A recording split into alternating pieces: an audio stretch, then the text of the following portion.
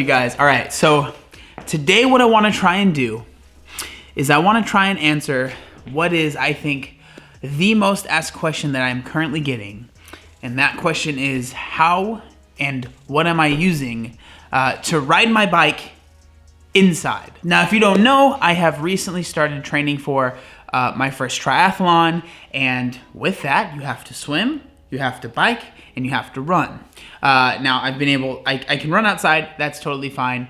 The bike, for me, the reason that I have opted to do most of my training inside is because, one, with my coach, it's just much easier for her to coach me when I am on a trainer, because she can set up the different watts that I'm going to be doing, which is basically the power that I'm going to be putting out, the different RPMs, and I don't have to worry about being on a street or a busy roadway or anything like that. So that is the reason that I have opted to do a lot of my training inside. I will be doing a lot more training outside once I get closer to a race. We don't have anything set up right now because everything is still kind of closed down.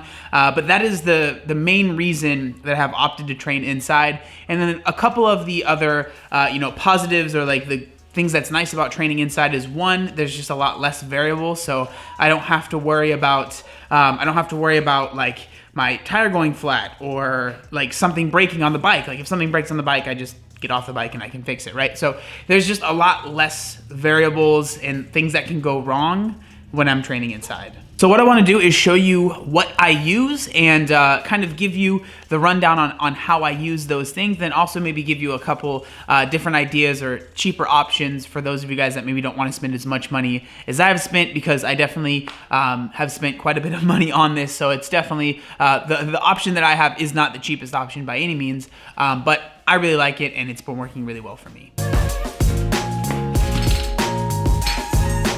Okay, so we're here in front of my bike. So we got the bike right here. So I kind of wanted to go over the three, I guess it's kind of four, important things you need to have if you want to like ride your bike inside, basically the way that I'm doing it. So the first thing is obvious, it's a bike. You need to have a bike. So the bike that I have, so this is my wonderful bike. This is the Giant Defy Advance 3. It's a nice bike. It's a road bike. I really have been liking it. Again, like I said, I am new to biking and triathlon, so it's not like the flashiest bike in the world, but it certainly is more than enough of what I need, so I'm really, really happy with it. So the next thing that you're gonna need is a smart trainer. And so this is the smart trainer that I have. This is the Wahoo Kicker. I really, really like this trainer a lot. There are tons of different variations. There's tons of different smart trainers that you can get. It doesn't even necessarily have to be a smart trainer like this one, because when they become quote unquote smart trainers, they end up getting a little bit more expensive. So like I said, there are tons of different trainers that you can use. It doesn't have to be a smart trainer. The reason that I like using the smart trainer is that it gives me a couple just more features that I am able to use in Zwift, which is the next thing that we will get into, that makes that experience for me personally just a little bit more enjoyable. So speaking of Zwift, that is the next thing that, I mean, you don't need this, but this is what I use and this is what I really, really enjoy. So when you sign into Zwift, this is what you will see. And so this is the power source, which is the Wahoo Kicker.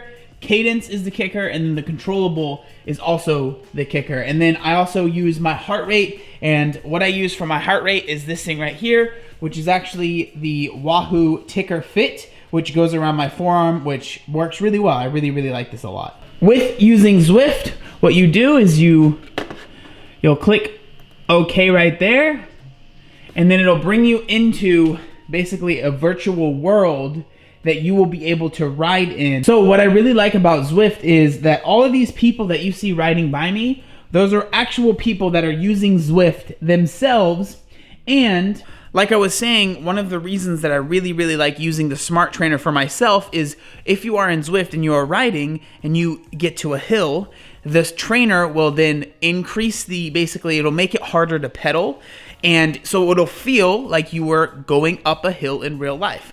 And that is something that a smart trainer does that a quote unquote like dumb trainer won't do. And also something that I really, really love about the Smart Trainer, which I use pretty much every day in all of my workouts that I get from my coach, is the thing called erg mode. So what erg mode does is like if I have to do 155 watts for 5 minutes and then it switches to 250 watts for 2 minutes, all I have to do is pedal. I don't have to mess with the gears. I don't have to do any of that. All I have to do is pedal, and the Smart Trainer will do all the work for me as far as like changing gears and stuff like that. All I have to do is pedal, and as long as I'm pedaling, I'm going to be hitting the numbers that I need to be hitting. And then the fourth thing that you technically need, I feel weird saying it, but is an internet connection.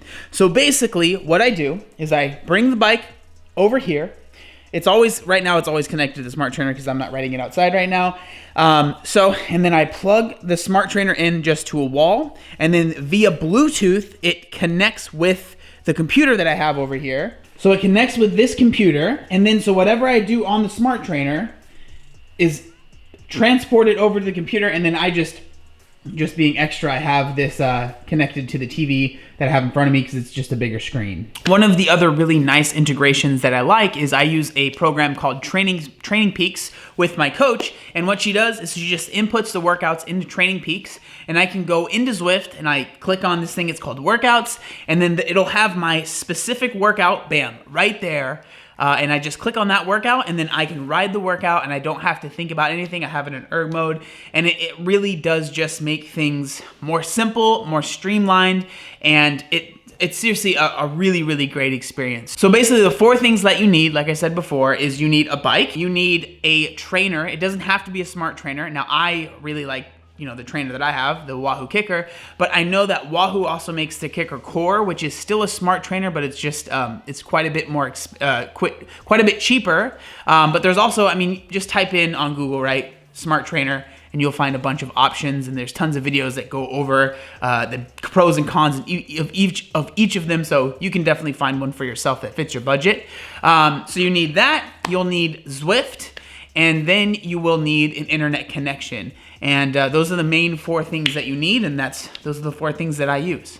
So when it comes to this type of setup versus maybe like a Peloton or an Echelon bike or just a spin bike in general, which my roommates, my brother and my sister-in-law actually have. They have just like a spin bike that they use with Apple Plus. I think it really just depends on what your goals are with your cycling. If you're just trying to have a good workout, like I think Peloton and Echelon or just having like a spin bike, like that's totally fine, right? For me, I'm trying to train with like specific watts and I have a goal of doing this triathlon. So for me, I just think it just feels like with Zwift, it's a little bit more specific to actually cycling, which again, if you want to do Peloton stuff, that's great. But this is just a little bit more specific to the sport of cycling. But there you guys go. Hopefully that answered your question. I knew this wasn't going to be a super long video. It's really not that complicated. But hopefully, that answers what you guys were wondering. If you have any questions or anything like that, let me know down in the comments and I'll get back to you. But yeah, hopefully you guys check out some Zwift rides and we can ride together or something.